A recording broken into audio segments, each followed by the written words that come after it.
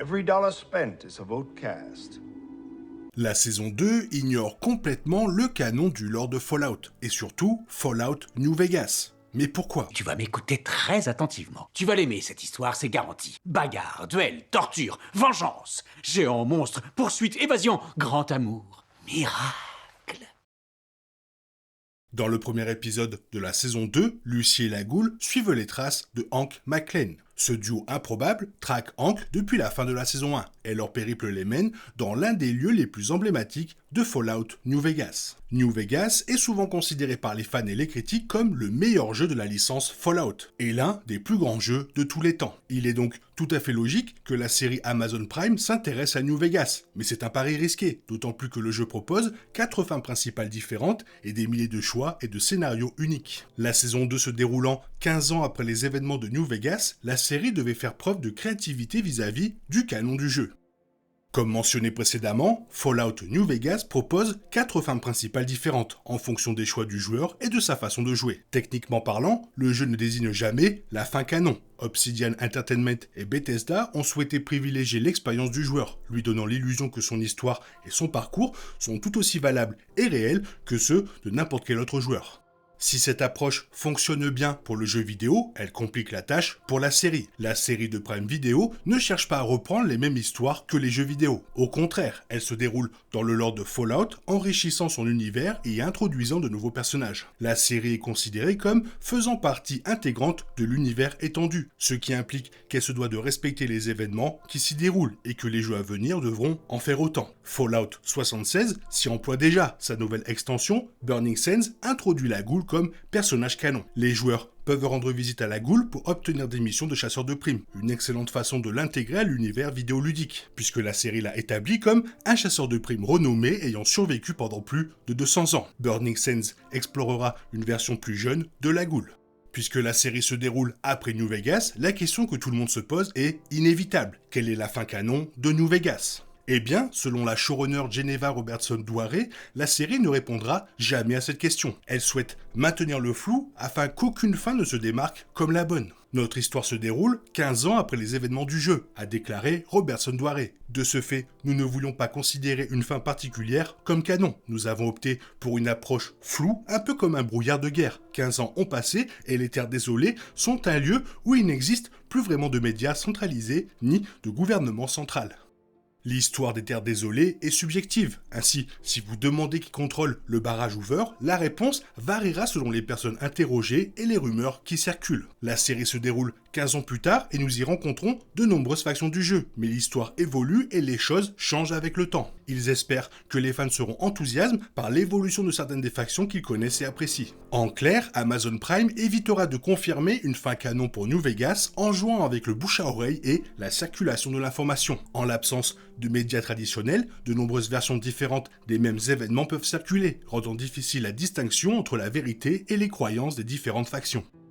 La showrunner, Robertson-Douaré, a expliqué qu'il était important pour l'équipe de Fallout que la série ne dénature pas l'expérience des joueurs. Nous voulions respecter l'expérience de chaque fan et ne pas contredire, avec notre série, les fins qu'ils ont pu choisir, a-t-elle déclaré. Nous évitons donc de considérer une fin comme canon, mais nous avançons plutôt dans le temps, avec le recul et tout ce qui s'est passé depuis, peu importe laquelle se produit exactement. C'est ainsi que nous essayons de respecter l'expérience de chaque joueur. Un problème récurrent qui nuit aux adaptations est lorsqu'elles s'écartent du canon simplement parce qu'elles estiment que leurs idées sont meilleures ou plus pertinentes que l'œuvre originale. La série a voulu éviter de faire pareil, car son ambition n'est pas de surpasser le jeu original. La série souhaite coexister avec lui, aussi bien pour les fans de la première heure que pour les nouveaux venus qui découvrent Fallout pour la première fois. Jusqu'à présent, Fallout a réalisé un travail phénoménal. La saison 1 est l'une des adaptations de jeux vidéo les plus acclamées et récompensées de tous les temps. Elle a été nommée pour 17 prix lors de la 76e cérémonie des Emmy Awards. Elle affiche également un score exceptionnel de 94% sur Rotten Tomatoes avec un score identique sur Popcorn Meter. C'est l'une des rares adaptations de jeux vidéo où fans et critiques s'accordent à dire qu'elle est incroyable. Malheureusement, raconter une histoire qui ne confirme pas la fin de Fallout New Vegas est peut-être plus facile à dire qu'à faire. Le premier épisode de la saison 2 semble déjà contredire ce plan, notamment avec les commentaires de la Goule concernant Robert House. Robert House, plus connu sous le nom de Mr. House dans New Vegas, est un personnage majeur qui joue un rôle crucial dans l'une des 4 fins principales du jeu. Les commentaires de la Goule concernant Robert House laissent fortement entendre que la fin La Maison gagne toujours est la fin canon. Dans cette fin de New Vegas, Mr. House, avec l'aide du courrier, le personnage du joueur prend le contrôle du barrage Hoover et de New Vegas tout entière. Mr. House croit au progrès technologique pour l'avenir, et cette fin suggère qu'il pourrait être capable d'unifier le Mojave une fois pour toutes. Certains joueurs pensent que La Maison gagne toujours est le meilleur scénario possible pour tout le monde, tandis que d'autres estiment que les idées progressistes de Mr. House ne sont qu'un prétexte trompeur dissimulant des intentions plus sinistres. Si Mr. House acquiert un tel pouvoir, beaucoup pensent qu'il ne s'agira que d'une dictature glorifiée imposant la soumission. La Goule semble croire à cette dernière hypothèse. Dans le premier épisode, il explique comment New Vegas a survécu au bombardement car Robert House a abattu des missiles avant qu'ils ne détruisent la ville. Lucy, à tort, en déduit que Robert House peut assurer la sécurité de son entourage, ce à quoi la Goule rétorque que nulle part près de Robert House on est en sécurité. C'est un détail important pour les fans du jeu, car la série s'attache à développer l'histoire de Fallout New Vegas. Malheureusement, cette importance accordée à Robert House semble occulter le fait que la série ne confirmera pas la fin canon de New Vegas. La Goule semble confirmer ce que beaucoup de joueurs pensaient déjà de Mr. House. À la fin du premier épisode de la saison 2, une fois arrivé à New Vegas, Hank McClane tente lui aussi de contacter Robert House. Hank laisse entendre qu'il avait noué une alliance à long terme avec Robert House, ce qui confirme que Mr. House n'a jamais eu l'intention d'être un dirigeant bienveillant. Il se passe donc deux choses dans la série Fallout. Soit la série confirme que la fin, La Maison gagne toujours, est la fin canon de New Vegas, soit elle modifie le canon du jeu de sorte que cette fin ne soit plus canon, tout en conservant une grande partie de ses implications. Dans les deux cas, Fallout joue avec le feu et techniquement enfreint le canon de Fallout New Vegas en confirmant l'une des 4 fins ou en modifiant certains éléments du jeu pour les intégrer à la narration de la série.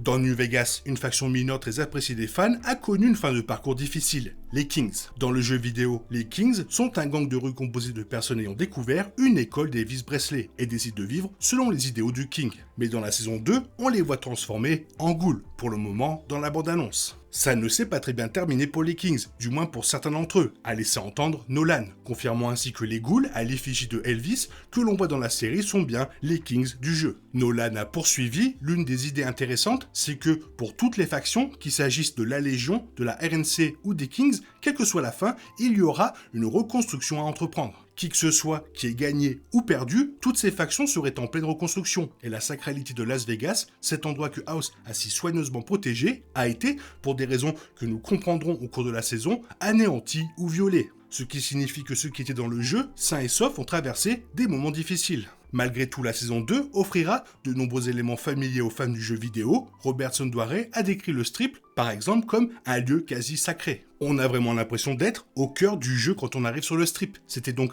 incroyable de voir ce que notre chef décorateur, Howard Cummings, a réussi à faire. Nous avons investi un centre commercial abandonné et construit à cet endroit, et l'ampleur du projet était tout simplement phénoménale. C'était vraiment passionnant de voir ça prendre vie. Freeside était également incroyable, notamment parce que la série a été tournée dans la même rue que Westworld et Deadwood. Voir cette transformation dans un lieu si chargé d'histoire télévisuelle, pour moi en tant que fan et maintenant en tant qu'artiste de plateau, c'était vraiment très excitant. Vous l'aurez compris, c'est un peu bizarre, mais bon, c'est comme ça, c'est dans la série. Toi, qu'est-ce que tu en penses? Qu'est-ce que tu aurais aimé voir? Fais-le moi savoir dans la zone commentaire, et sinon, comme d'habitude, bisous bisous, bye bye. T'es toujours là, toi? C'est fini. Rentre chez toi. Allez, dehors. Naï, naï, naï.